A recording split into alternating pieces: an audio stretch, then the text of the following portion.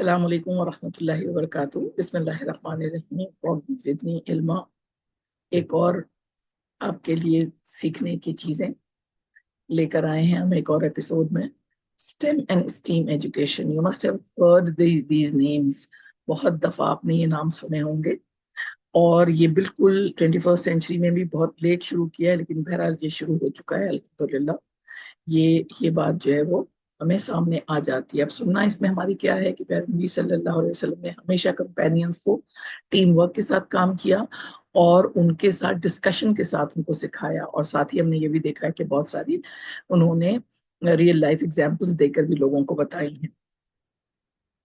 Stem education जो है, ये एक्रोनिम है, STEM। ये स्टेम एजुकेशन जो होती है, S is for science, T for technology, E for engineering and M for math. अब कोई इसमें ये कहे कि लिंग्विस्टिक्स कहाँ है इसमें, तो लिंग्विस्टिक जब हम ये साइंस, टेक्नोलॉजी, इंजीनियरिंग, मैथ और इनको इंटीग्रेट करके पढ़ेंगे और सिखाएंगे बच्चों को और लर्नर्स को, तो उस वक्त ज़ाहिर है कि कॉमन सी बात है कि लैंग्वेज ही डेवलप की जाएगी। और एक बहुत ही आजकल बहुत अच्छी डिबेट चल रही है कि हमें अपनी ज़बान में तालीम देनी चाहिए या गैरों की ज़बान में तालीम देनी चाहिए, लेकिन most of the things are available in English, तो इसलिए इंग्लिश भी सीखनी ज़रूरी है। लेकिन जहाँ ज़रूरत हो वहाँ उर्दू में भी दी जाए, और तालीम का प्लेटफॉर्म इस सिलसिले में बहुत काम कर रहा है। उर्दू में तमाम ज़्यादातर चीज़ें आपके पास उर्दू में आ रही होती हैं। ठीक है, अब हम आगे बढ़ते हैं कि स्टेम एजुकेशन है क्या। जो एक्रोनिम है STEM, वो है इंटरडिसिप्लिनरी अप्रोच होती है, जो कि एकेडमिक कॉन्सेप्ट्स जो निकाले जाते हैं साइंस से, टेक्नोलॉजी से, इंजीनियरिंग से और मैथ से, इन सबको मिलाकर और इनके साथ, और इनको जब कंबाइन किया जाता है, उनको रियल वर्ल्ड एग्जांपल्स के साथ, रियल वर्ल्ड लेसन्स के साथ दिया जाता है। तो इसकी वजह से क्या क्या फायदा होता है कि ये स्टेम एजुकेशन जो है प्रमोट करता है क्रिटिकल थिंकिंग को, प्रॉब्लम सॉल्विंग को, इनोवेशन को, और कोलैबोरेशन की स्किल्स जो होती हैं वो ज्यादा से ज्यादा डेवलप होती हैं बच्चों में। And let me tell you के करियर अपॉर्चुनिटीज जो हैं वो इन्हीं बच्चों के लिए खुलेंगी। वो बच्चे जो इन तमाम चीजों में होंगे, रोट लर्निंग का और इन सब चीजों का, कहीं भी चीज को याद करके, लिख के, याद करके और दोबारा से प्रोड्यूस कर देने का नाम जो है वो, और उनको कहीं जॉब्स नहीं मिलेंगी। I am sorry for this, लेकिन ये होगा। तो की कौन कंपोनेंट्स इसके हैं कि वो साइंस जो है उसमें वो क्या करता है, बच्चा के इंक्वायरी होती है, उसकी एक्सपेरिमेंटेशन होती है और अंडरस्टैंडिंग होती है नेचुरल वर्ल्ड जो हमारे अराउंड है। अब जैसे मैथ्स इज एवरीवेयर, लेकिन हम अपने बच्चों को बहुत कम ही तवज्जो दिला रहे होते हैं एक ट्रेडिशनल स्कूल में, ट्रेडिशनल वे ऑफ टीचिंग में, कि मैथ्स इज एवरीवेयर। लेकिन एंगल्स भी सारे हैं और सारी चीजें, मैथ्स को तो है ही, हर जगह ही है, लेकिन हम उसको मैथ्स को एक अलग सब्जेक्ट जो पेपर कॉपी पे होता है वो करवा रहे थे। हमें तब्दीली लानी पड़ेगी। टेक्नोलॉजी है जिसमें के साथ तमाम सिस्टम्स आ जाते हैं, डिजिटल लिटरेसी आ जाती है, हमारी इंफॉर्मेशन टेक्नोलॉजी आती है, ICT आ जाती है।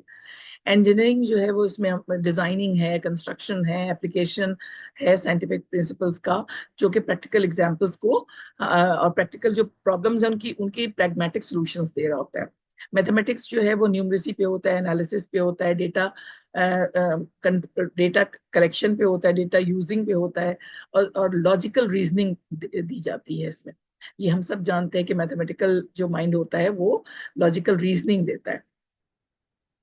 इसके बाद हमारे पास इसमें आ जाता है कि ट्रेडिशनल मेथड जो हमारा था उसमें read, memorise, practise, recite and got the grade. अब क्या है, स्टेम एजुकेशन में हमारे क्या मेथड्स हैं, ऑब्जर्वेशन है, क्वेश्चनिंग है, हाइपोथेसिस लेना है, एक्सपेरिमेंट है, उसके बाद एनालिसिस करना है, उसको कंक्लूड करना है। ये सारी स्किल्स जो हैं वो 21st सेंचुरी स्किल्स हैं, और ये अगर हमारे बच्चों को नहीं आती तो आई एम सो सॉरी, उनके लिए फ्यूचर वर्ल्ड में, फ्यूचरिस्टिक अप्रोच में कोई गुंजाइश नहीं। इसकी टीचिंग स्ट्रेटजीज जो होती हैं वो हम क्या करते हैं, प्रोजेक्ट बेस्ड लर्निंग होती है, जो रियल वर्ल्ड एप्लीकेशन हम दे रहे होते हैं, हैंड्स ऑन प्रोजेक्ट्स दे रहे होते हैं।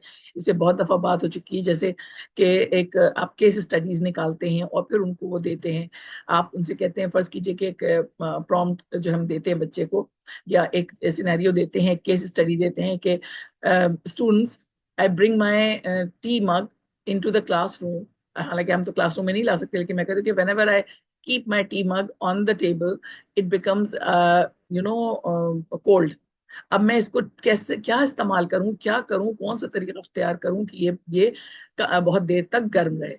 अब वहीं से रियल वर्ल्ड की एग्जाम्पल आ गई। अब वो हैंड्स ऑन जो है ना उनकी एक्टिविटीज शुरू हो जाएंगी, और उसमें कुछ कोई कपड़े में लपेटने की मशवरा देगा या करेगा, कोई उसको थर्मोकोल में, आजकल तो बच्चे ये भी जानते हैं, उसके अंदर रखने का मशवरा देंगे। जो भी होगा फिर हम उसको उस एक्सपेरिमेंटेशन के बाद हम देखेंगे कि वो कितनी देर किसमें गर्म रहता है। तो ये सारा जो है ये इंक्वायरी बेस्ड लर्निंग हो जाती है। उनकी उनकी जो क्यूरियोसिटी होती है वो हो जाती है, एक्सप्लोर करना सीख जाते हैं वो कि किस चीज में क्या होगा। साथ साथ अगर वो यंग लर्नर्स हैं तो वो मटेरियल्स और उनका उनका यूज भी देख लेते हैं। कितनी सारी चीजें साइड स्किल्स जो हैं वो डेवलप हो जाती है उनमें।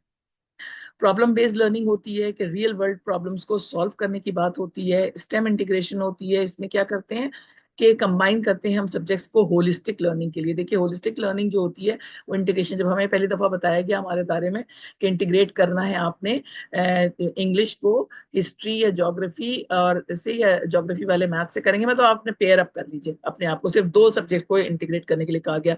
हमें ये लगता था कि कितना पहाड़ सा काम है करने का, व्हेन वी स्टार्टेड इंटीग्रेटिंग तो बहुत आसान हो गया।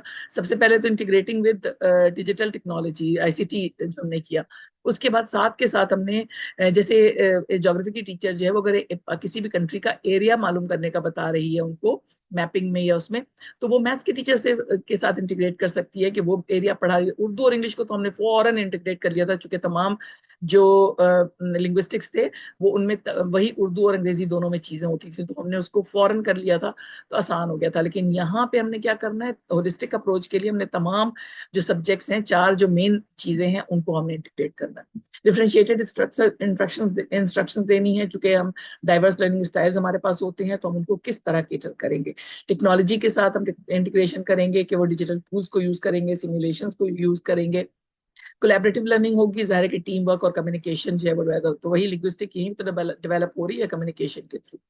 रियल वर्ल्ड एप्लीकेशंस में हम देखते हैं तो स्टेम जो है वो एवरीडे लाइफ को वो करता है।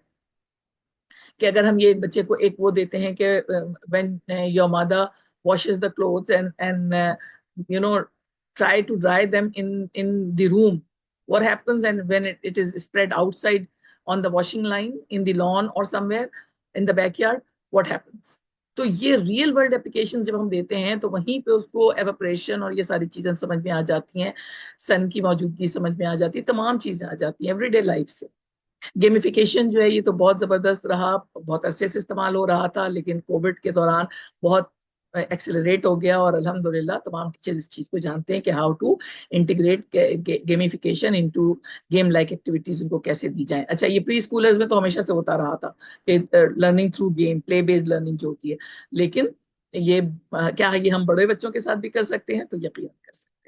फ्लिप क्लासरूम हमने इस पर बहुत डिटेल में तो खैर नहीं कह सकती मैं, डिटेल में बात नहीं की थी, लेकिन हमने बहरहाल टच अप ऑन किया था कि फ्लिप क्लासरूम जो होता है कि पहले से उनको चीजें दे दी जाएं और फिर वो आकर क्लास में उसको करें।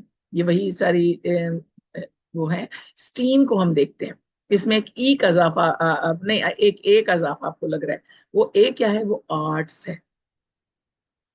अब आर्ट्स जो है वो क्या है, हम कहते हैं ना हम साइंस के स्टूडेंट हैं, वो आर्ट्स के स्टूडेंट हैं, तो उसमें क्या आ जाता है, ह्यूमैनिटीज आ जाती है, एथिक्स आ जाती हैं, आइडियल्स आ जाते हैं, एक्सप्रेशंस आ जाते हैं। अब एक्सप्रेशन में डिफरेंट मोड्स ऑफ एक्सप्रेशन होते हैं, डिफरेंट मीन्स ऑफ एक्सप्रेशन होते हैं। ठीक है, तो इसमें एस में हम क्या करते हैं कि साइंस है, नेचुरल यूनिवर्स को हम अपने आसपास देख रहे होते हैं और जो कुछ भी मौजूद है वो देख रहे होते हैं। टेक्नोलॉजी में टूल्स हैं, इनोवेटिव डिवाइसेस यूज करते हैं हम, uses and enhanced abilities to use them. ठीक है, इंजीनियरिंग होती है तो उसमें पर्पसफुल इनोवेशन कर रहे होते हैं, क्रिएशन एनालिसिस होता है। मैंने जब बच्चों को, मैं आपको बात बता रही हूँ, ये 94 95 में हम सिपेट कर रहे थे, तो उस वक्त मैंने एक बच्चों को ये दिया था कि design a machine that helps you in doing any house चोर और एनी वर्क। और ये हमने किसके साथ इंटीग्रेट किया था कि हिस्ट्री में मुस्लिम साइंटिस्ट था, तो उसके साथ हमने इंटीग्रेट किया था, क्योंकि उन्होंने भी कुछ बेसिक मशीन्स बनाई हुई थी जो शेफ्ट और पुलिस पे काम करती थी। तो इतनी इंटरेस्टिंग आंसर्स आए थे, इतने इंटरेस्टिंग डिजाइन आए थे, कुछ डुएबल भी थे।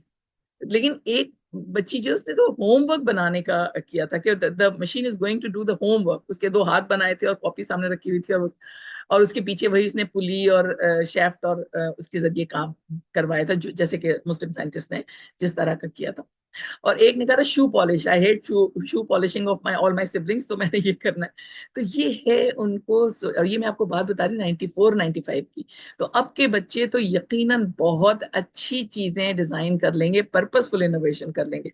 और अभी हमने देखा है कि बहुत सारे बच्चों ने, एक बच्ची ने, मैं उस दिन देख रही थी कि उसने एक ऐसे ग्लासेस बनाए हैं जो अगर ड्राइवर लगा ले तो उस एक्सीडेंट से बचा जा सकता है अल्लाह के हुक्म से, कि वो ड्राइवर अगर सो भी जाए, उसकी आंख लग भी जाए लॉन्ग रूट पे या उस पे, तो वो ग्लासेस जो है वो करते हैं। ये पाकिस्तानी बच्चे हैं, कितना अच्छा काम कर रहे हैं। हमें बस उनको ट्रिगर करने की जरूरत है, उनको लेने की जरूरत है। और हमारे जो अथॉरिटीज हैं वो तो डरते हैं इस तरह के बच्चों से, इस तरह के जो केपेबल बच्चे होते हैं और इनोवेटिव बच्चे होते हैं उनसे। स्टूडेंट्स, बच्चे से मतलब, मेरा मतलब है स्टूडेंट्स। फिर आर्ट्स आ जाता है, जो हमने देख लिया। मैथमेटिक्स आ जाती है कि फैक्ट ऑर्गेनाइजिंग होती है, बेस लैंग्वेज हम करते हैं। और फिर मैथ्स की एप्लीकेशन तो हर जगह है, मेजरमेंट तो हर जगह है। इवन कार्टून्स में हमने देखी है मेजरमेंट वगैरह हो रही है। अब ये भी स्टीम भी एक्रोनिम है, ये वही एक्रोनिम है, बस एक चीज हमने ए ऐड कर दी है जो कि आर्ट है। और आर्ट्स, बल्कि आर्ट भी नहीं है, आर्ट्स है। आर्ट्स का मतलब क्या है कि उसमें उसमें ये सारी चीजें आ जाती हैं जो हमने देखी हैं अभी। 5 C's को अगर हम देखें स्टीम एजुकेशन की, तो इसमें आपको एक चीज नजर आ रही है, कैरेक्टर। देखिए, character is also very important, क्योंकि आर्ट्स जो है ना उसमें एथिक्स आ गई है और वैल्यूज, नॉर्म्स एंड वैल्यूज आ गई, तो वो भी एक चीज आ गई। कोलैबोरेशन है, कम्युनिकेशन है, क्रिटिकल थिंकिंग है, क्रिएटिविटी है। और 5 C's क्या, आप इसमें 7 C's कर सकते हैं, 8 C's कर सकते हैं, लेकिन ये कि मिनिमम 5 C's तो होनी ही होनी चाहिए स्टीम एजुकेशन में, या किसी भी एजुकेशन। टीचिंग स्ट्रेटेजीज जो हम देखते हैं, तो ये इंटर डिसिप्लिनरी प्रोजेक्ट्स होते हैं, बिल्कुल स्टेम की तरह ही, कि तमाम सब्जेक्ट्स को इस तरह का कोई प्रोजेक्ट डिजाइन किया जाए, इस तरह का कोई टास्क डिजाइन किया जाए जिसमें तमाम चीजों की इंटीग्रेशन हो जाए। प्रोजेक्ट बेस्ड लर्निंग होती है, रियल वर्ल्ड पीबीएल हम कर चुके हैं, थोड़ा सा ही किया है लेकिन बहरहाल कर चुके हैं। आप सबने इंशाल्लाह उसको सर्च करना है और रिसर्च करना है, रिसर्चर बना रहे हैं हम आपको। तो ये जो है ये करना है कि रियल वर्ल्ड एप्लीकेशन उसकी क्या होंगी, इंक्वायरी बेस्ड होगी, जाहिर है कि क्यूरियस होगा बच्चा, स्टूडेंट, लर्नर, और वो हम उसको एनकरेज भी करेंगे। वरना पहले तो ये कहा जाता है कि सवाल मत करो, ओ हो बहुत सवाल करता है। लेकिन सवाल करना अच्छी चीज होती है, लेकिन वो वैलिड होना चाहिए। हम पाकिस्तानियों को, अपने बच्चों को भी सिखाना चाहिए, बेटा सवाल किस तरह करते हैं, कैसे करते हैं और क्या तरीका होता है, बड़ों से सवाल करने का क्या तरीका होता है। तो ये बहुत इंपॉर्टेंट है, जो हम ये जिसमें यहाँ पे कैरेक्टर आ जाता है कि कैसे सिखाया जाएगा। अच्छा, डिजाइन थिंकिंग जो है कि इसमें क्रिएटिविटी और इनोवेशन वगैरह लेकर आनी है। आर्ट्स की इंटीग्रेशन जब हम करते हैं तो उसमें में विजुअल आर्ट्स होते हैं, ड्रामा होता है, रोल प्ले होता है, और इस तरह की चीजें आती है, ड्राइंग्स होती हैं। ठीक है। अच्छा, मूवमेंट्स होती हैं। टेक्नोलॉजी इंटीग्रेशन जब हम करते हैं तो यूटिलाइज करते हैं हम डिजिटल टूल्स, मतलब एआई टूल्स आप ले लें या कोई दूसरे टूल्स ले लें, मतलब अमेजिंग है कि हम जो टूल्स को यूज करते हैं। जैसे मैं ये प्रेजेंटेशंस बनाती हूँ, तो ये हम प्रेजी पे बना सकते हैं, आपको प्रेजी पे दिखा सकते हैं, इतनी जबरदस्त टेक्नोलॉजी है जो हम प्रेजी, बहुत इंटरेस्टिंग हो जाता है वो। कोलैबोरेटिव लर्निंग होती है कि टीम वर्क होता है, कम्युनिकेशन होता है, जो स्टेम में भी था ये स्टीम में भी है। रियल वर्ल्ड एप्लीकेशंस हम लेकर आ जाते हैं, तो इसमें जो है वो प्रोजेक्ट बेस्ड लर्निंग में तो ये आती ही आती है, एवरीडे लाइफ के साथ उसको कनेक्ट करते हैं। स्टेम और स्टीम बहुत ही करीब हैं एक दूसरे के। सिर्फ स्टीम में आपने देखा कि उसमें हमने कुछ एथिकल वैल्यूज भी और पर्सनैलिटी, कैरेक्टर वगैरह ट्रेटेड भी डाल दिए। गेमिफिकेशन तो जाहिर है कि हमने देखा कि गेम लाइक एक्टिविटीज हम देख रहे होते हैं। फ्लिप क्लासरूम भी होती है, जो ट्रेडिशनल क्लासरूम को हम फ्लिप ओवर कर देते हैं अपनी फ्लिप क्लासरूम से। तो ये सारी चीजें जो है ये हमारी इसके साथ हैं। ये वही वाली बात है कि सिर्फ हमने ट्रिगर किया है, ये टिप ऑफ द आइसबर्ग है। हम इसके अंदर जो है वो घुसकर देखेंगे कि मजीद हम इसमें क्या चीजें देख सकते हैं, क्या कर सकते हैं। और इस ये अभी हो रहा है, बहुत सारी जगहों पर इसकी ट्रेनिंग्स भी चल रही हैं। अगर आप लोगों को भी कहीं किसी को इंटरेस्ट है तो वो जरूर ट्रेनिंग करें। मैं आपको बता रही हूँ कि फ्यूचरिस्टिक अप्रोच है स्टेम और स्टीम लर्निंग का। और अभी बहुत सारे स्कूलों ने वही वाली बात है कि रियल सेंस में तो नहीं किया है, लेकिन बहरहाल शुरू कर दिया है। और मैं चाहती हूँ कि ज्यादा से ज्यादा लोग जो है इस पर ट्रेनिंग लें और उन स्कूलों को प्रमोट करें, क्योंकि फ्यूचर में बच्चों के करियर्स अगर हमने बनाने हैं, तो ये डॉक्टर, जब कल भी बात हो रही थी टीवी पे कोई बता रहे थे एजुकेशनिस्ट, कि डॉक्टर, इंजीनियर और इन सबसे और भी आगे भी बहुत सारी चीजें हैं जो बच्चे हमारे कर सकते हैं, और हमें अलाउ करना चाहिए उन्हें करने देने के लिए। हमारे अख्ताम करते हैं अपने इस लेसन का।